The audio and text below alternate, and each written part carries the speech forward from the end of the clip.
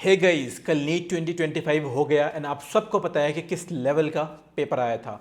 अभी हर एक coaching institute, हर एक फैकल्टी एक ही बात कह रहे हैं, जो लोग नीट के लिए प्रिपेयर कर रहे हैं, अगर उनको नीट क्रैक करना है तो उनको जेई लेवल की तैयारी करनी पड़ेगी। उनको प्रीवियस ईयर जेई के क्वेश्चंस करने पड़ेंगे, जो कि हम राइज में ऑलरेडी करते हैं। राइज में हम नीट के स्टूडेंट्स को भी हाई लेवल पढ़ाते हैं, जेई लेवल का पढ़ाते हैं, जेई लेवल के क्वेश्चंस कराते हैं। इसीलिए हमारे स्टूडेंट्स ने इस बार बहुत ही अच्छा परफॉर्म किया है।